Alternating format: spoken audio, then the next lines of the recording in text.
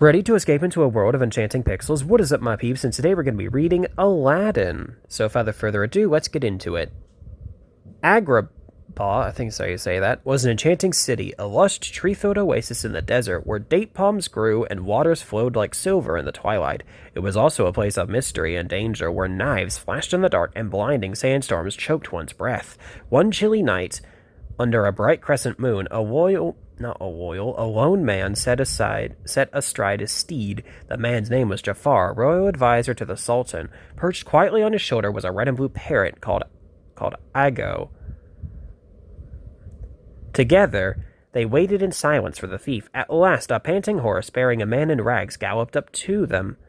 "1,000 apologies for my lateness," the thief said, "but I found the treasure you seek." He held up a piece of a golden ornament decorated with the scarab, the sacred beetle.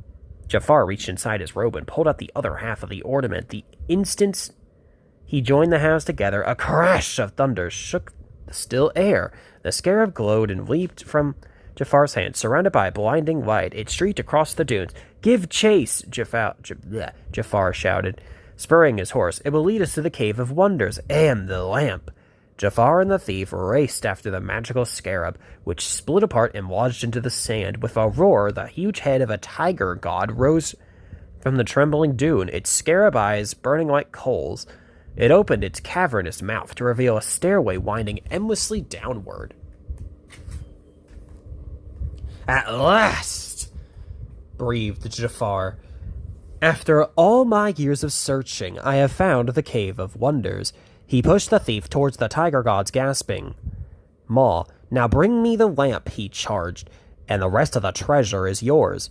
But remember, the lamp is mine." "Who disturbs my slumber?" demanded the tiger god. It is I, your most humble Gazim," replied the thief. "Know this. Only one may enter here, one whose worth lies far within the diamond in the rough." The thief hesitated. "Go on," Jafar urged him. "What are you waiting for?" Fearing the worst, the thief approached the stairway and peered into the unknown depths. The instant the thief shakily trod on his first step, the tiger god let out an ear-splitting roar. The thief vanished, his cry cut off in mid-scream, and then there was silence. The Cave of Wonders began to dissolve back into the sand, its voice fading. The tiger god spoke out again. "Seek thee out the diamond in the rough." Jafar stared in bewilderment. The Cave of Wonders was gone. Ago poked at the scarab halves, lying dull in the sand. "We're never going to get a hold of that stupid lamp," he squawked. "We've got a problem here. A big..." "Patience, Ago," mused Jafar. The thief was obviously less than worthy. "It seems only one may enter. Now I must find this one, this diamond in the rough." Late one afternoon in the marketplace, a poor peasant named Aladdin was running for his life. The royal guards were after him again. All this for stealing a loaf of bread, he asked himself as he scrambled up a wall. He leaped from the rooftop, grabbing hold of a clothesline, and then tumbled down right in front of Rizal, the Sultan's head guard. "Gotcha!" cried Rizal, seizing Aladdin, but at that moment a scrappy little monkey jumped from an awning and pulled the guard's turban over his eyes.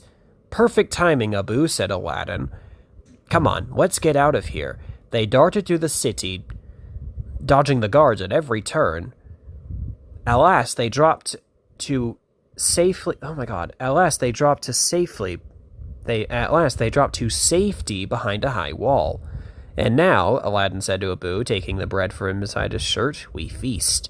Two little street urchins stood watching him with hungry eyes. Aladdin held out the bread to the children. "Here, go on," he told them. "Take it." As the children ran off to eat, they crossed in front of a richly dressed man on horseback headed towards the royal palace. "Out of my way, you filthy little brats," he barked. "Look at that, Abu," said Aladdin, shaking his head in disgust. "Another worthless prince has come to town, seeking Princess Jasmine's hand in marriage." He shivered and rubbed his arms. Wind's blowing in from the east. We better go home." Keeping to the shadows, they made their way to the edge of Alagbah. They climbed into an old burnt-out building, where Aladdin lived with all of his possessions. 2 straw mats, a small stove, and a tin cup. He pushed back a ragged He pushed back a ragged curtain and watched the twilight settle over the city. "Someday, Abu," said Aladdin, "we'll be rich and live in a palace."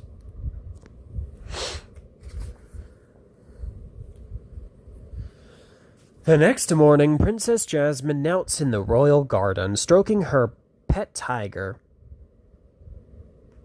Raja, I think so you say that, the Sultan, a roly-poly man with an ivory-white beard, watched his daughter in dismay. Raja is frightened and... "Wait, another sultan," he said. "This must stop." Jasmine smiled sweetly. He was just playing with him, father. Weren't you, Raja? Weren't you, Raja? That tiger nuzzled her and purred with a low rumble. "You've got to stop rejecting every sultan who comes to call," the Sultan scolded her. "The law says you must be married to a prince by your next birthday, merely 3 days away." "Father, I'm not going to be forced into some marriage," protested Jasmine. "If I ever do marry, it will be to a man I love." "I know you want to protect me, but try to understand. You've never let me do a thing on my own. I've never even been outside the palace walls." The Sultan rolled his eyes toward the heavens and waddled back to the throne room. Jafar stepped from the shadows. He was carrying his staff, adorned with the head of a serpent. "Ah, Jafar, my most trusted advisor, what am I to do?" asked the Sultan. Wringing his hands, "Jasmine refuses to choose a husband." Jafar smiled. "Perhaps there's a solution to this thorny problem, but it would require the use of a mystic blue diamond." "You mean my ring?" asked the Sultan, looking at his hand. "But it's been in the family for years." Jafar held up his staff and slowly waved it back and forth before the Sultan. The serpent's eyes glowed bright. Transfixed, the Sultan removed his ring. "Take it, Jafar," he said in a dazed voice. "Whatever you need, it'll be fine." The royal advisor, bowing low, backed out of the throne room. Quickly, he stepped into a hidden passage and climbed a staircase to a secret chamber. "Now we shall see," Jafar murmured to Ago. No, Ago.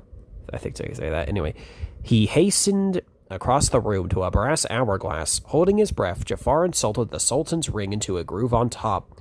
"Sands of time," Jafar intoned as he turned the hourglass over. "Reveal to me the one who can enter the cave." Before his eyes, a sandstorm whirled within the glass, and an image of a young man appeared.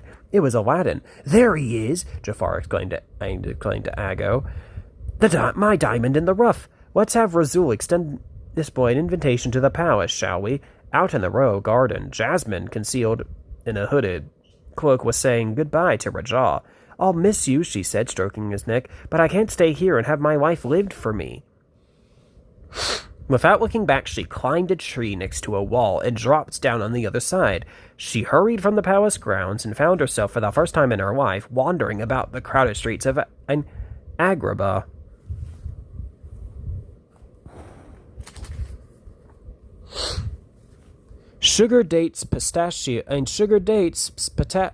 Pistachios, the merchants in the marketplace called out, hawking their wares.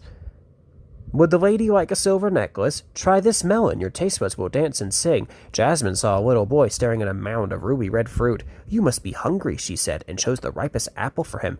When she started to turn away, the vendor was furious. "You better pay for that," he cried. "Pay?" Jasmine said, surprised at his anger. "But I don't have any money. Please, if you let me go to the palace, I'll get some money from the Sultan."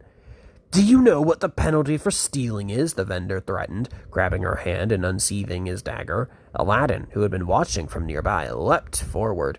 "I've been looking all over for you," he said loudly to Jasmine.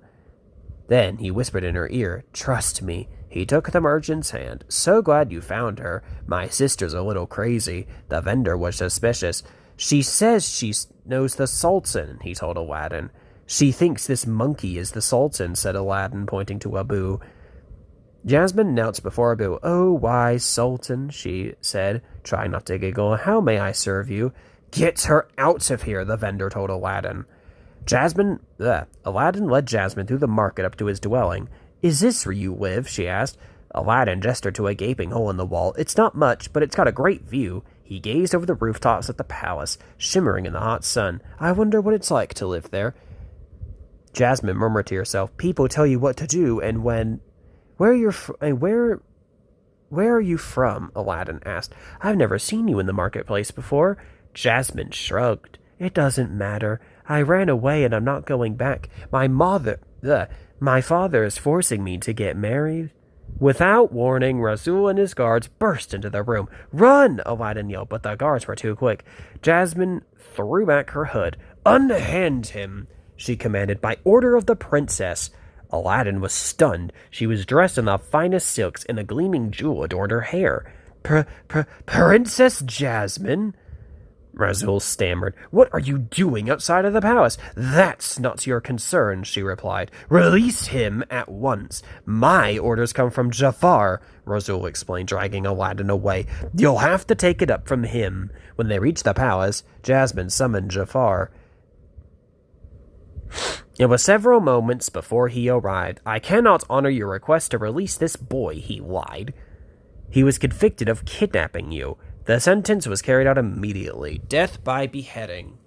Yes, this was during a time where beheadment was something that actually happened. It was cold and dark in the palace dungeon. Aladdin sat slumped with his wrists shackled to the damp wall. I can't believe she was the princess. I must have sounded so stupid to her, he said aloud. As soon as it was night, Abu peeked through the bars of the window high above Aladdin's head. Abu, Aladdin whispered, see if you can get me out of here. Abu swung down by his tail and in a few minutes managed to undo the locks. Wait, wheezed a shaky voice. Jafar, disguised as a crippled beggar, limped out of the shadows. There is a cave of wonders filled with treasures beyond your wildest dreams, he said. If you want to impress your princess, you'd be wise to listen. But she has to marry a prince, Aladdin said warily. What good would a treasure be to me?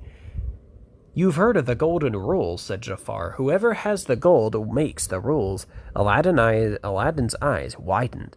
So why would you share all this treasure with me? I need a pair of strong young legs to get it, said Jafar, extending his bony hand.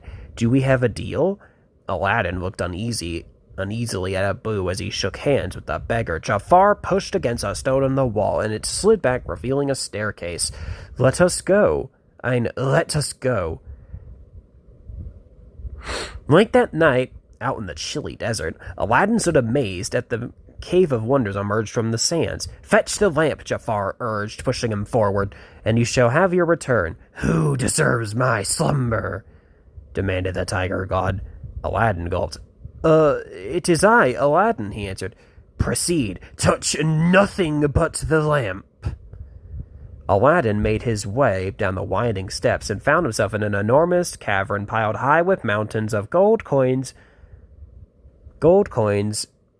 sparkling emeralds, rubies, and sapphires. Look at this place, Abu, Aladdin said as he began to search around. He felt Abu yank his trousers. Chattering wildly, the monkey pointed to a gold-tasseled carpet. It was sneaking up behind them. A magic carpet, gasped Aladdin. Maybe you can help us, he said to the little rug. We're looking for a ramp. A ramp? Seriously, a lamp. The magic carpet rose, spun in a circle above their heads, and soared across the cavern. Aladdin and Abu chased after it and ended up in a shadowy chamber rising from the center.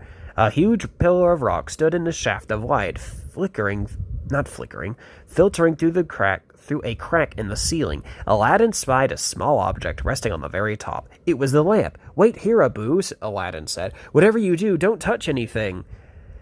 He climbed the pillar and grabbed the lamp. As he stuck it under his shirt, he saw Abu pick up a shining jewel. No, Abu, yelled Aladdin.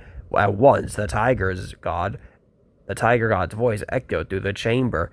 You have touched the forbidden treasures. Now you should never again see the light of day. The cavern walls began to rumble and shake. Molten lava flowed from the cracks in the stone floor and bubbled up in a boiling pool beneath Aladdin.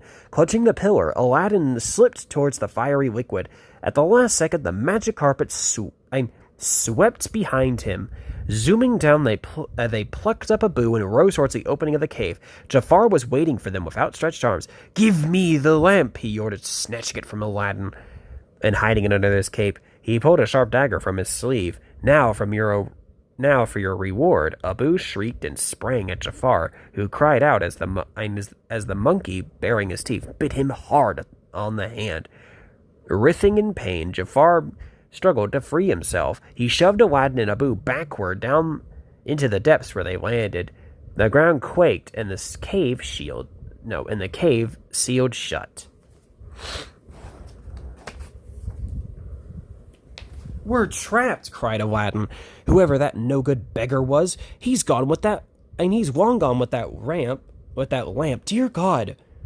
Okay, let me reread that. "We're trapped," cried Aladdin. "Whoever that no-good beggar was, he's long gone with that lamp."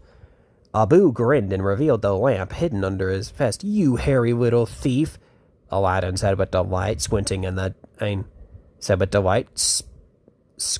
dim light. He examined the lamp. "I wonder why he wanted it so much. It's just a beat-up, worthless piece of junk. There's something written here, but it's hard to make out." He rubbed it with his sleeve. Poof! Blue smoke poured from the spout, swirling and billowing, finally taking shape in the form of a towering blue man. His body trailed behind him into a thin stream, trapped within the lamp. "Hello there," he said. "Nice to be out for a change. I've been cooped up in here for 10,000 years. Say, you're a lot smaller than my last master. What's your name?" Aladdin," he stammered. "Wait a minute, I'm your master?" The blue man nodded.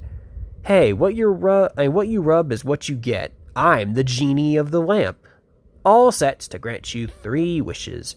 Aladdin scratched his head. "I must be dreaming." "So what'll it be?" the genie asked him. "Remember, though, a few no-can-dos. You can't wish for more wishes, I can't kill anybody, I can't make anybody fall in love, and I can't bring back people from the dead. That's it. Anything else, it's yours." Aladdin turned his head and winked at Abu. Some all-powerful genie," he said. "I don't know, Abu. He probably can't even get us out of the cave." "Did you listen to me?" asked the genie. "You're getting your wishes, so have a seat." He grabbed Aladdin and Abu and leaped onto the magic carpet. "Yo, Rugman, give me some tassel." In a blinding flash, the cavern ceiling cracked open wide and the magic carpet rose into the early morning sky. They floated across the hot desert and landed in a shady oasis. "Doubt me, will you?" said the genie with a big smile. "Now you've got 2 wishes left. What will they be?" Jeez, I can't read today. 3 wishes, Aladdin corrected him. "I never actually wished out of the cave. You did that on your own." The genie rubbed his chin. "All right, you bad boy, but no more freebies." "I want these wishes to be good," said Aladdin. "Give me an idea. What would you wish for?" "Freedom," said the genie. "You're a prisoner?" Aladdin asked, surprised. "It's part of the whole genie gig," he explained. "Phenomenal cosmic powers, itty-bitty living space. The only way for me to be free is for my master to wish to let me out. But let's get real. It's not gonna happen." "I'll do it," promised Aladdin. "After I make 2 wishes, I'll use my 3rd one to set you free. Jeez. The genie looked doubtful. "Well, here's hoping. Now, let's make some magic. What is it that you want most?" "Well, there's this girl I like a lot," Aladdin told him, but she's the princess. So, for my first wish, I wish to become a prince." Genie, I wish to become a prince." "No problem," said the genie with a double poof and a twist of smoke. He transformed Aladdin into a prince, garbed in a white turban and elegant robes. "Ooh, I like it, but now you'll need to make a grand entrance." With a snap of your fingers, he changed Abu into an elephant. "Talk about your trunk space. We're not through yet. Hang on to your turban, kid. We're gonna make you a star."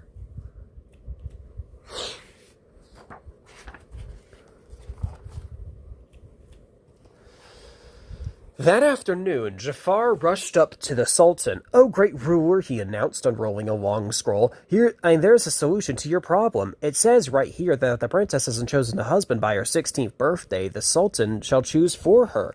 "But," stammered the Sultan, "how can I choose for her? She's hated all the suitors so far." "Listen, there's more," Jafar continued.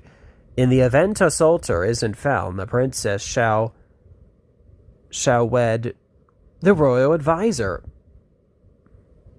"Oh, I don't know," said the Sultan. "You're too old." A sudden blare of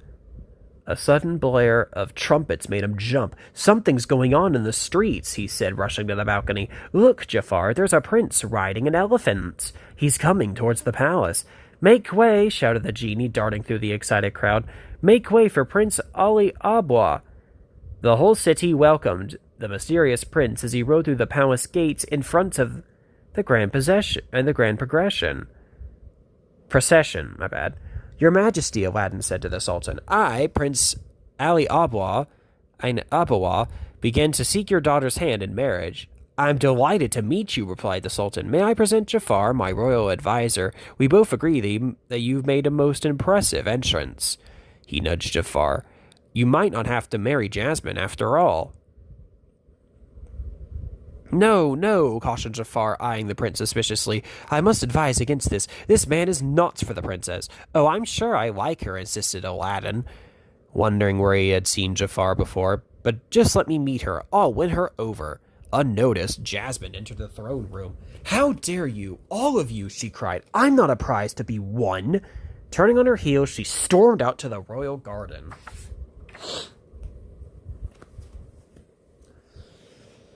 Day passed into night. Aladdin watched Jasmine as she stood on her balcony, gazing at the stars. The genie floated behind him. What I do?" Aladdin asked. "Just be yourself," advised the genie. "Tell her the truth." Aladdin frowned. "That's the worst thing I could do. She'd never marry a street rat like me," clutching his turban in his hands. Aladdin called up to her. "Princess Jasmine, please give me another chance." "Just leave me alone," she replied coldly. At that moment, the moon, emerging from behind a cloud, revealed his face. "Wait, do I know you? You remind me of someone I met in the marketplace."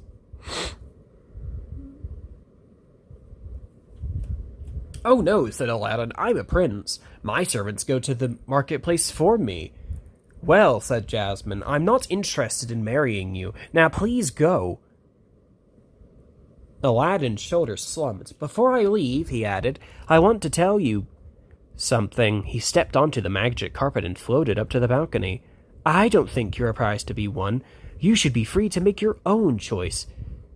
Jasmine blinked. "Your carpet floats. Want a ride?" asked Aladdin, holding out his hand. Jasmine carefully stepped onto the magic carpet and knelt beside him. Together they floated out across the sleeping city of Agrabah. "This is really fun," said Jasmine, looking over the edge of the carpet. "Too bad Abu's not here to enjoy it." "Oh, he doesn't like flying much," Aladdin began. He realized too late that he had been tricked. "I thought so," exclaimed Jasmine. "You are the boy from the marketplace. Why did you lie to me?" And why, she wondered, had Jafar told her he was dead? Aladdin gulped. "Well, it may sound strange, but sometimes I dress as a commoner to escape the pressures of palace life. I really am a prince." Remembering her own little escapade in the marketplace, Jasmine smiled and took his hand. Aladdin smiled back. "For the first time in my life," he thought, "things are starting to go right." When they returned to the palace, they hovered for a moment outside Jasmine's balcony and kissed in the moonlight. Aladdin's good fortune would not last for long. As he was returning to his guest chamber, the royal guards grabbed him from behind and dragged him away. The last thing he heard was Jafar's voice. "Make sure he's never found." The following morning... Oh my goodness, camera. There we go. The following morning, Jasmine rushed into her father's throne room. "Oh, father, I've had the most wonderful time last night," she said. "I'm so happy." The Sultan stared at her with glassy eyes. "I have chosen a husband for you," he mumbled. You will wed weed? Something like that. Jafar, the royal advisor, stepped out from behind a pillar and grinned. "You never," protested Jasmine. "I choose Prince Ali." Ali? I think so you said. "I choose Prince Ali."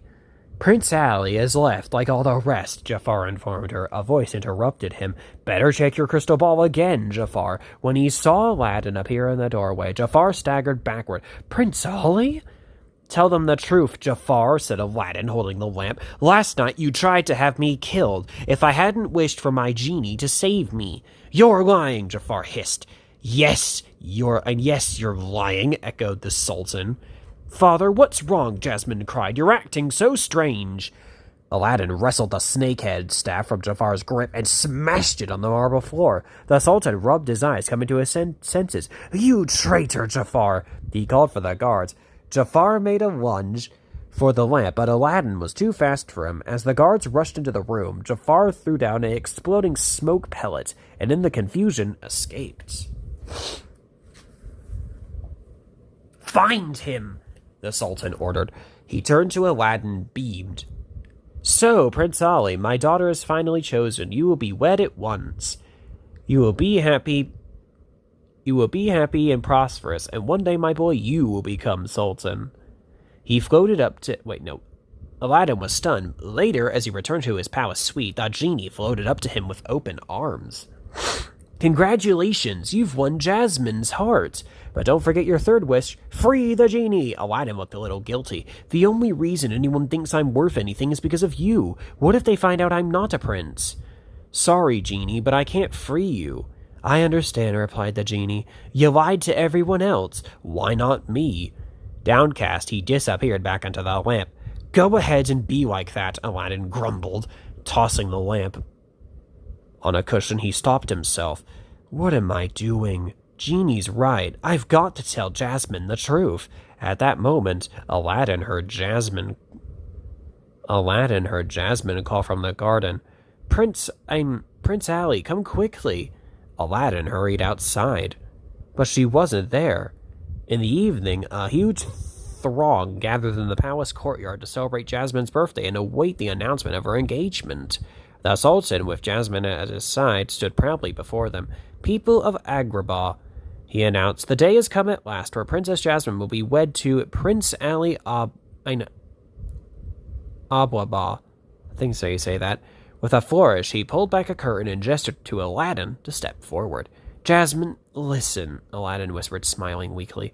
"There's something I've got to tell you about myself." But before he could finish, a fierce wind sprang up. Bellowing clouds formed and swirled down from the sky. Before everyone's astonished eyes, the genie appeared and grown into immense size. He ripped the palace from its foundation and set it down hard on a nearby mountaintop. "What's going on?" spluttered the Sultan, trying to regain his balance. "And Jafar, what are you doing here? And how dare you wear my turban?" "I'm Sultan now," Jafar proclaimed, holding up the lamp. "You see, Aladdin, you were careless to leave this lying about. Like all parrots, my clever Ago imitates voices. It was he, not Jasmine, who called you to the royal garden.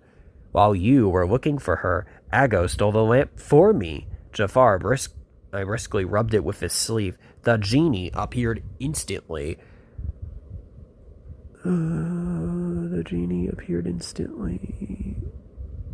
And smiled sadly at Aladdin. "Sorry, kid. I have a new master now." "Genie," Jafar ordered, "for my second wish, I wish to be the most powerful sorcerer in the world. And with my new power, I'll reveal Prince Ali for what he truly is." The genie sighed and snapped his fingers. Jafar laughed wickedly and waved his staff at Aladdin. In a flash, he was once more a peasant in rags. He looked imploringly at Jasmine. "I tried to tell you. And now," Jafar roared at Aladdin, "I banish you to the ends of the earth." Knocked off his feet, Aladdin was whirled up into a high palace tower. With an enormous blast, the tower rocketed into the sky and disappeared. As the days passed, Jasmine and her father, both bound in chains, watched in disgust as Jafar whiled away his time polishing the crown jewels. "What do you say, my dear Jasmine?" Jafar would ask her. "With you as my queen, we could—" "Never," Jasmine replied each time. Then, late one afternoon, an unexpected visitor slipped through an open window. Quietly, he crept up behind Jafar, but Jafar heard him and spun around. Aladdin stood smiling at him. "You?" Jafar roared. "How many times do I have to kill you?" Aladdin raised his dagger. "Come and fight me yourself, you cowardly snake." He winked at Jasmine. Cowardly snake, am I? Hissed Jafar. Furious, he conjured up his newly granted powers and changed himself into an enormous snake. As he squeezed his coils tight around Aladdin, the genie looked on, helpless. The genie has more power than you'll ever have, Aladdin grunted. What are you saying? Asked the genie. Why are you bringing me into this? Aladdin continued. The genie gave you your power. He could take it away. Face it, Jafar, you're still second best. Yes, you're right. His power does exceed my own. Jafar stopped to think, but not for long.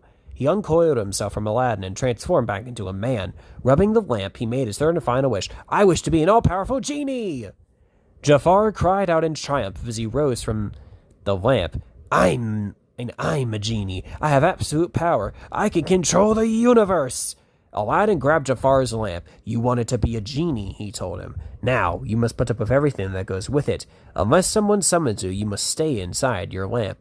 Jafar, realizing his fate, let out a terrible scream. No! In a swirl of black smoke, he was sucked down into the darkness of the lamp. You still got one wish left, master, the genie said, patting Aladdin on the back. You just say the word and you're prince again. Aladdin put his arm around Jasmine. I love you, he said, but I have to stop pretending to be something I'm not. I understand, said Jasmine, trying not to cry. I just wish we didn't have such a stupid law. Aladdin turned to the genie. I wish for your freedom. The genie was stunned. Really? I'm free? He flew up from the lamp and somersaulted about the room. I'm free! He hugged and kissed Aladdin. You'll always be a prince to me. The Sultan spoke up. And me too. You've certainly proven worth as far as I'm concerned.